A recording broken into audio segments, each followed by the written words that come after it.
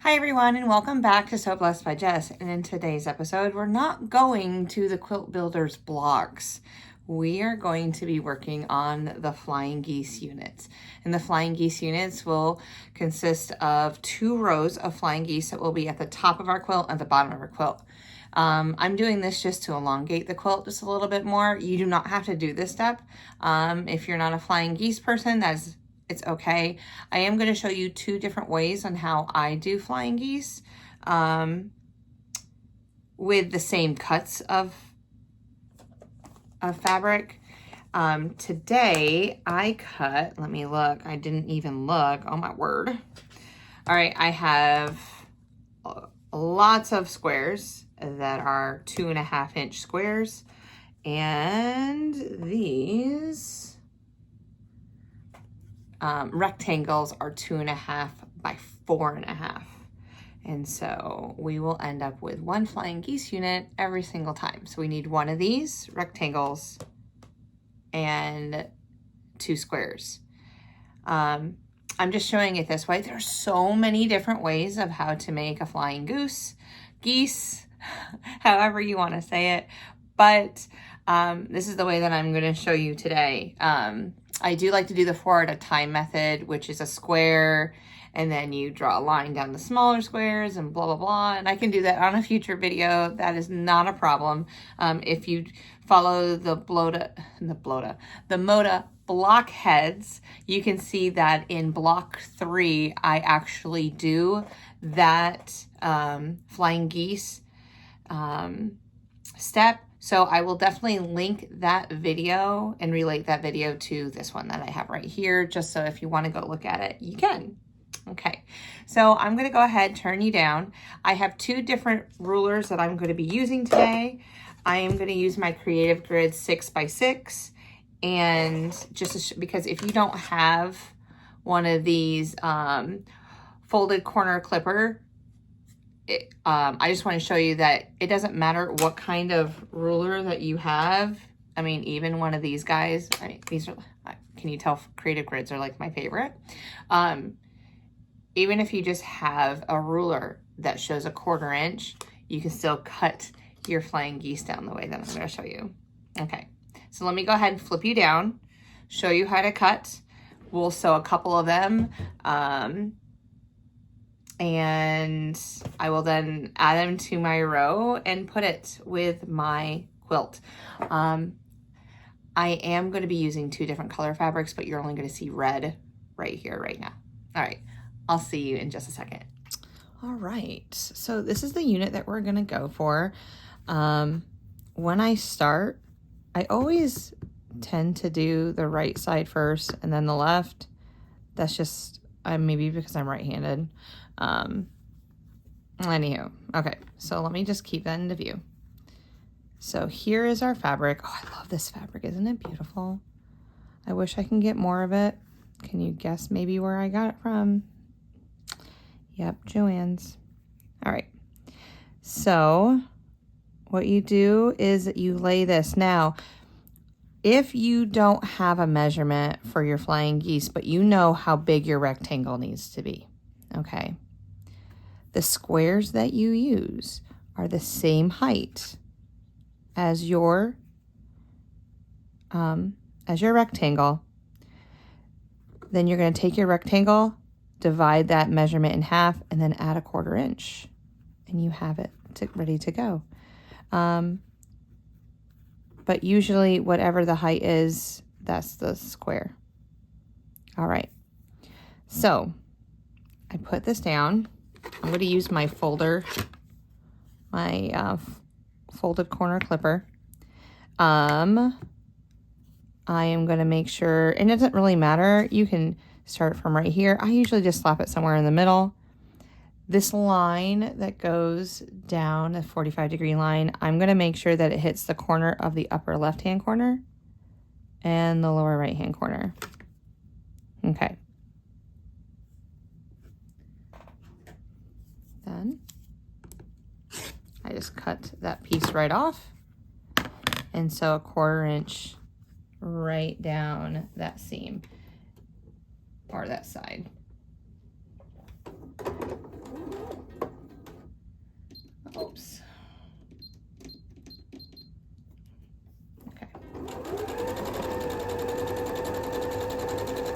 I forgot to turn on my iron, which is not a problem. All right. All right. I just changed out my needle and everything. It's so beautiful. Okay. So now I have that. I'm going to flip it open. There are tools that you can use. I don't think I have.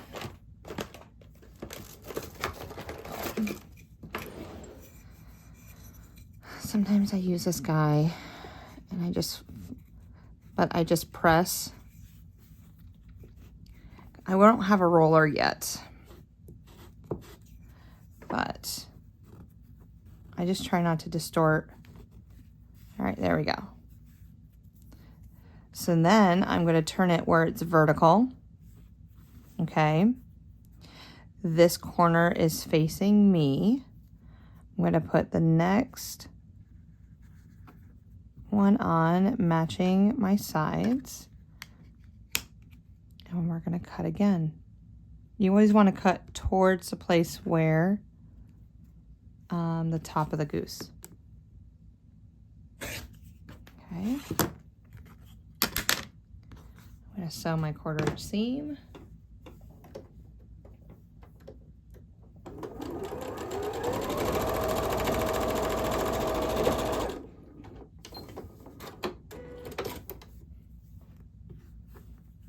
Flip it open.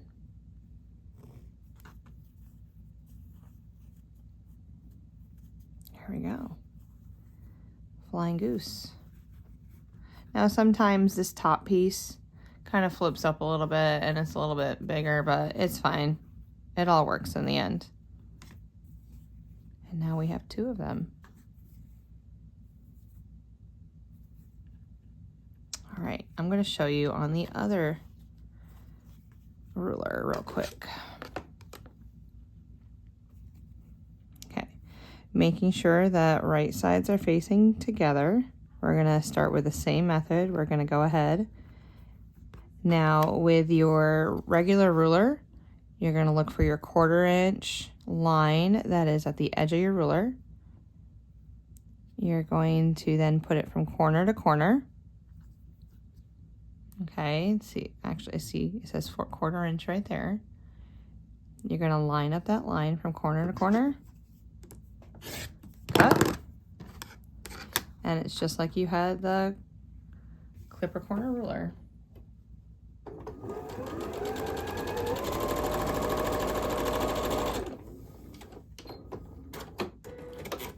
Okay. Fold it back. Use your finger just really lightly. I'm going to turn it vertically. Make sure that my right sides are facing down, which now it is. Lining up the top and the side. Taking my 1/4 inch.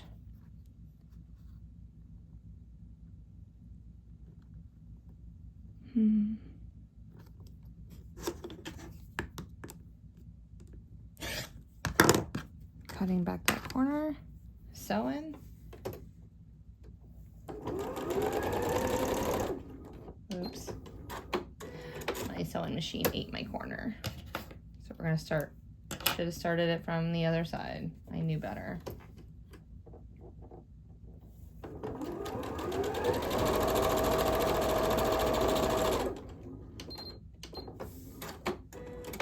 Okay. I'm gonna trim off those threads.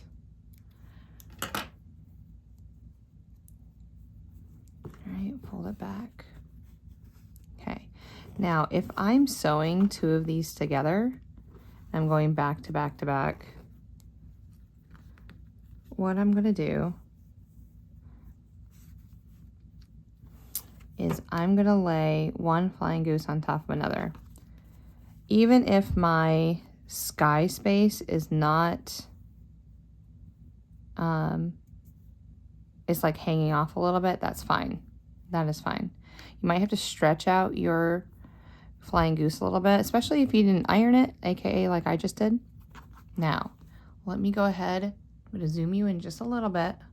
Let's see. All right. When I'm sewing, and I'm sewing my 1/4 inch seam. See where these two lines cross right here? We do not want to go to the left of that. If we go to the left of that, this little corner, this little point is going to get chopped right off. So we want to stay just to the right. And I'm even going to stay like a thread or two length to the, or right, probably I'll hit it right about there. Okay. Let me zoom back out.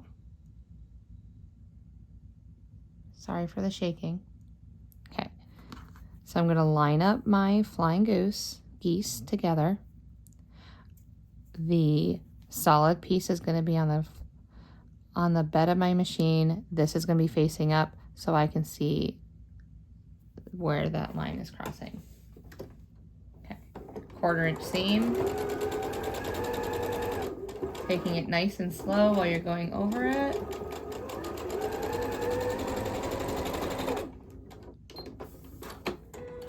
And usually I'm chain stitching. All right, so let me bring it up. You can see that my thread is just, it's probably a little bit too much, but it's just right to the top of where those lines cross. So magically, when I open this guy up, there it is. I can see the whole goose. And now I have 2 geese flying together because they're partners for life. Yep, geese mate for life. Isn't that amazing? But I don't know why I just said that, but there it is. And I'm going to continue doing this. I will let you know in a future video how many of these I would need across. I'm looking at the size of the quilt, and I just got to make sure that I have enough. So here I am, I'm back.